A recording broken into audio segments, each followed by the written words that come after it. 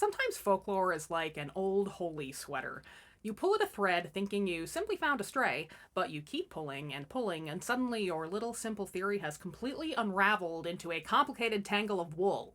That was my experience in researching an indigenous Amazonian folktale for my upcoming book, FUFT Up Fairy Tales, Sinful Cinderellas, Prince Alarmings, and Other Timeless Classics. Yes, today I'm sharing another folktale that didn't make the cut and the fascinating context behind the story. Here's the folktale I initially read in this collection, Folktales of the Amazon by Juan Carlos Galeano. The tales come to us from the Shuar peoples. One night, long ago in Ecuador, a fierce storm led the animals of the Amazon to run wild around the villages. The people chased the creatures back towards the forest, but a number of them hid under a kapok tree. The people threw crushed chili peppers under the tree to drive the creatures out. Suddenly, a swarm of Juri-Juris, little dog-like goblin creatures with sharp beaks, ran from the hole. The men of the village acted quickly, using their spears and blowguns to kill the creatures. But they stopped when they heard someone cry out. A beautiful young woman emerged from the tree. She cowered when people reached to touch her wild curly hair. The village took her in, and she was raised as one of their own. When she came of age, she was married to one of the local men. The young woman was happy to become his wife, but told him to abide by one rule.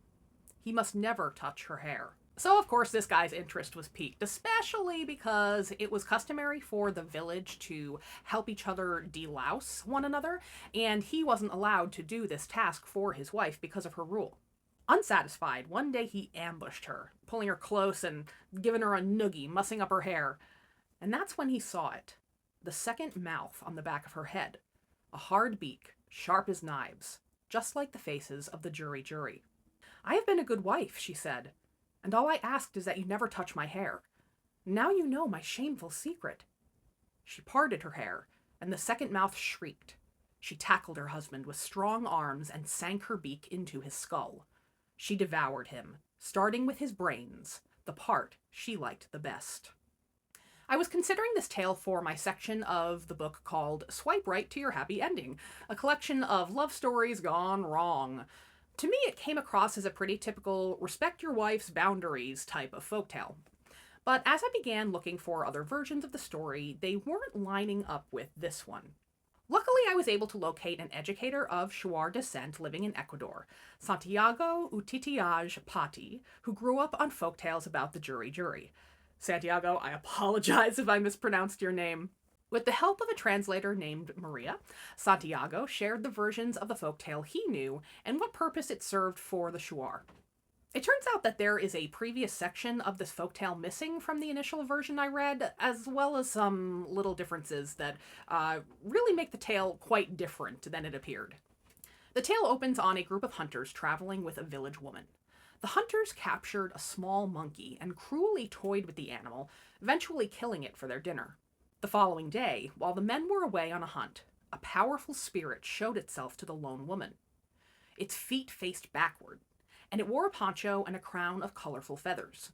The spirit was a Juri-Juri, a protector of the forest, and it warned the woman that the Juri-Juri would avenge the death of the small, defenseless monkey. The spirit gave the woman instructions to protect herself. That night, the woman tried to warn the hunters, but they didn't listen. She lit a nest of termites and hid in the smoke, as the Juri-Juri returned en masse to devour the hunters for the abuse and waste of the jungle's smallest creatures. The second part of the tale is similar to what I shared, but tonally very different. The villagers smoked out the Juri-Juri with chili peppers and killed them in revenge for the massacre on their people. They found the beautiful girl, and one of the hunters initially raised her as his ward of sorts, but eventually married her. When she came of age, the hunter declared it was time to consummate their union. Now mature, the girl emitted a powerful aroma when the hunter came close, and that sent the hunter into a sleep-like state.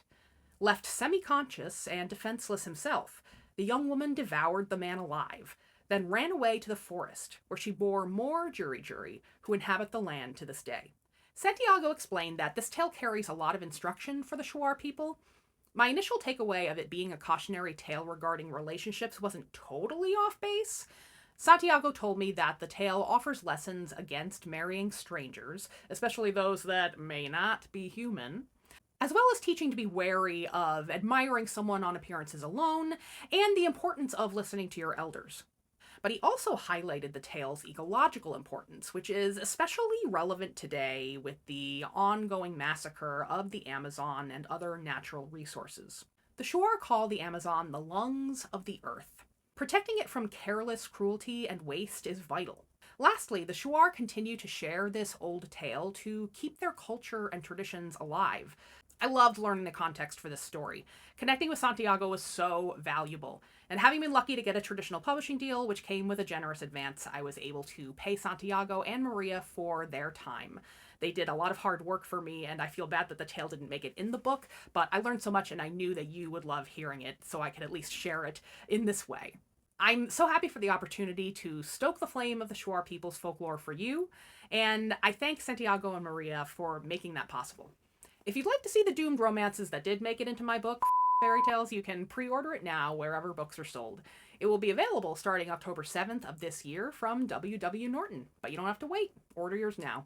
Thanks for watching.